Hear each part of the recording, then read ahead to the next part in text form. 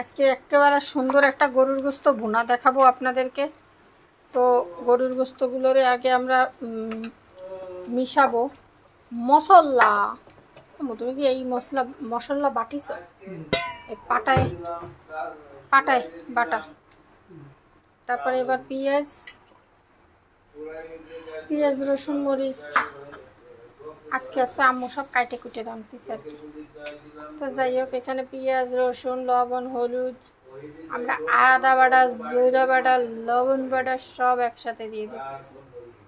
ঠিক আছে, এখানের মধ্যে দেওয়া হবে। এই করে কি ধরবে না আম্মু? আমরা 3 জন মানুষ, আমরা 3 কেজি গরুর গোস্ত রাঁধতেছি। প্রত্যেকজনে 1 কেজি করে গোস্ত খাবো। ঠিক আছে, এখন আমরা এটা দিলাম কি বাটা? রসুন বাটা না পেঁয়াজ বাটা? রসুন বাটা, পেঁয়াজ বাটা, আদা বাটা। কাইটেও দিচ্ছে আবার আস্তাও দিচ্ছে। ওরে আমার খোদারে হয়েছে না মরি আদে ধরতিস কে? মা হানি দরকার নেই, তুমি এনে চুলোর ঘরে দাও দি। আমার হানি মোহানিতে দরকার নেই, এমনি মিশে যাবে না। আমি চুলোর ঘরে দিয়ে দেবো, আর কোনো কাজ হয় না আমার মা। আজকে মা আসছে আমার মা। আজকে মা হলে জাল লাগবে না। আবার আস্ত জিরে বাটাও দিচ্ছে। জিরে আবার এই কত বাইটে থুইছে, আবার আস্ত জিরে বাটা দিচ্ছে।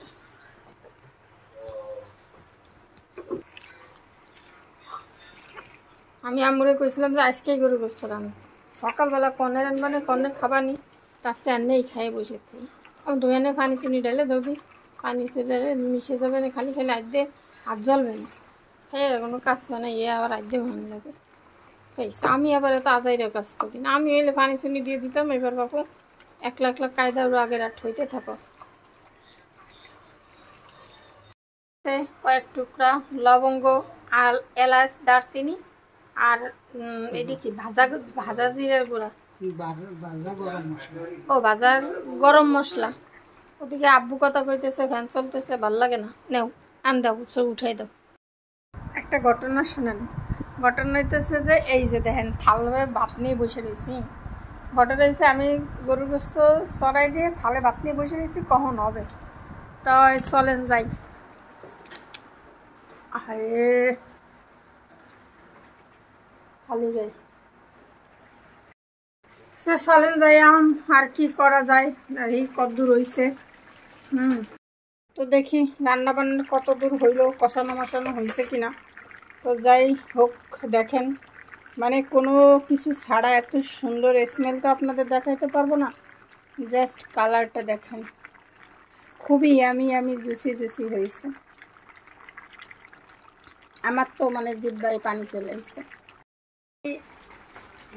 থালে যে ভাত নিয়ে বসে রয়েছি, এদিকে গোস্ত তো এখনো কিচ্ছু হয় নাই। কোন তো গাইস কেমন হয়েছে দেখেন। আমার খাওয়ারই তর সস্তে নাই।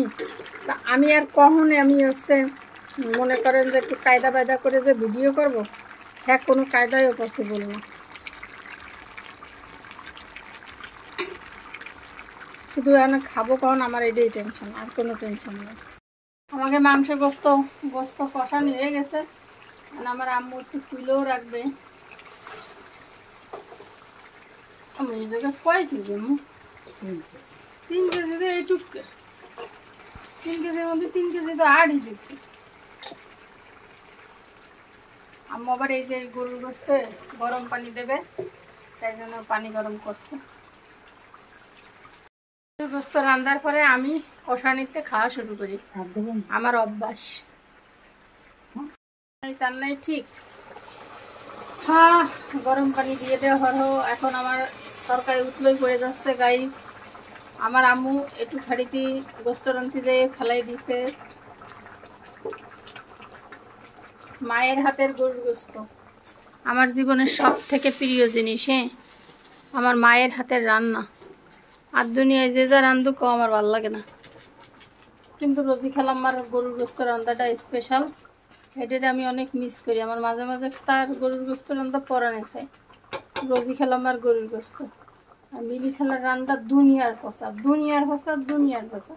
হ্যাঁ কোনো রান্নার কিছু জানে না, খালু ভালো রাঁধতে পারতো। রলি খালাম্মার রান্নাটাও ভালো, কিন্তু রোজি খালাম্মার রান্নাটা আমার বেশি পছন্দ। আমাদের জায়গায় ভাই আগে বাড়িয়েছিলাম খালি কয়েন আর ভাই ফ্যান নিয়ে যায় একজনে, মা বুড়ি নিয়ে যায় একজনে, কয় মাথা কিনা কাটবে তা আমি নিয়ে যাই। এই ফ্যানের লোক হলো 12 বেজে গেল।